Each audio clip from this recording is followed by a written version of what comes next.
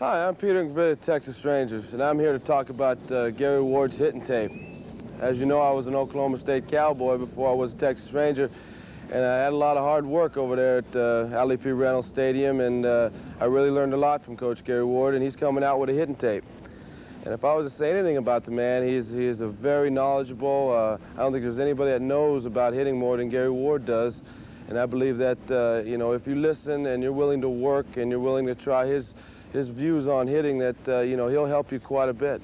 So I hope that you take my advice and you listen to Gary Ward and you work hard, because he's one of the greatest hitting coaches that I've ever had to listen to, and very knowledgeable. And hopefully that this tape can help you to becoming a better hitter and on your way to the major leagues. All right, gentlemen, we're going to go after this and try to give you A through Z rundown of the hitting stroke. First of all, we're going to start with the power base. We're going to start with the striding action, and I think you need to write down this item by item. You should be able to get it through just exactly in order, and then we can go back and review it a piece at a time. The first thing that we're going to do as a hitter, once we set up in a batter's box, is stride. We're going to take a movement with the foot. Its purpose is to get the body started. All right, the size of the stride should be locked into the length of your bat. If your bat's 34 inches long, when you complete the stride, we want that to serve as a term called power base. And we want that power base to be no longer than the length of the bat you use. If you're 10 years old and you use a 28-inch bat, then when you complete the stride, the distance between your feet should be no further apart than 28 inches. That's power base. That contains us in a position of athletic movement called a power base. Now, as we move into the stride box, you're going to have opportunities to work with this. It is approximately 36 inches in distance. As you see, I put the bat at 34, so when we build it on this particular stride box, we put a 2 before inside, making it 34 inches. This is the maximum distance that we're going to stride if we use a bat at 33 or 34 inches. You must establish the stride base. This is a striding box. As your foot moves, it will restrict the length of your stride to that point. Now, as you look at me right here, I am in a good athletic position. Can I play defensive linebacker from here, or quarterback, or play guard as a basketball player? Can I jump vertically? Sure, I can leap because it's an athletic position. When we reach a point where the stride becomes extended, I lose that flexibility as an athlete, and I lose the ability to jump immediately from this position. We often say to our hitters, as we set them up at the completion of their striding action, that I should be able to throw you a 30-pound rock and you should be able to catch it. That means that I have proper balance and I have what I call the erect position, a stacked position, where the shoulders and head and eyes are above the hips, and we're in a position to absorb energy or to create energy in this type of movement. The great strength in our body lies in mid-thighs up through the low back. That is our center of power. We refer to this by using a Japanese term, Aikido, A-I-K-I-D-O. That is an Oriental science that basically studies centralizing energy. It is a defensive science that says that we will absorb the energy of the oncoming attacker. Well, what are we doing in hitting except absorbing the energy of the oncoming ball? In Aikido, if we took Aikido and applied it to hitting, they would tell us, those masters of Aikido over in Japan, would tell us that you must be in harmony with the pitch and with the ball and with the action. But more important to us in our thinking is we must be at a power base in a maximum athletic position, ready to react and absorb the energy of the ball. This is the most ready position we can achieve as a hitter. Now, as we worked with the drill, we add the drill volleyball-wise. Give me a little booger.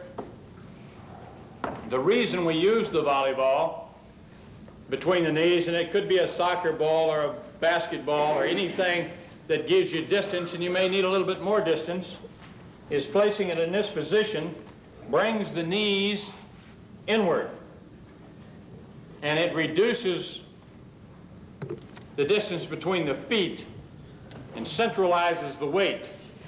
At this particular point, my initial setup, we would like for the hitter to be able to set up and have some control. Now, if we needed this to be a basketball for a hitter or something with a little more width to make him more comfortable, we would do that on an individual basis. But as we get ready to move on the stride, we still want the striding action to be taken.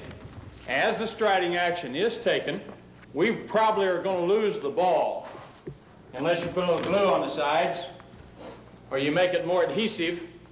You may lose the ball. So many of us, in working with the drill, think we're going to sit here like this and swing the bat. We're not. We want this pressure between the knees so that when we take the striding action, we're still maintaining this type of action in our legs. We want the legs to move without the knees getting too far apart. We want the legs to move without those knees getting too far apart. That's the idea involved, still getting movement within the power base with the volleyball between the knees, giving us a feeling of movement to the stride, holding it in this position here. All right, and many of you picked it up and will continue to pick it up as you work with it. Again, change the size of the ball or find something that may be a little easier, or you may take a little air out of the ball. But with the stride box and the ball between the knees, you're not going to overstride. This guarantees it that you're not going to overstride. This puts the knees and legs into an action that guarantees that you can't step very far very quickly. Now, there are a couple of other things that we can work with. One of those being this weight, which can weigh anywhere from 2.5 to 10 pounds, quite frankly. Relative to what you need, it serves as a reminder on your lead foot.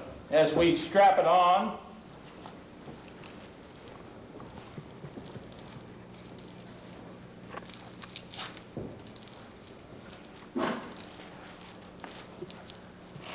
in that position, 5 pounds is a lot.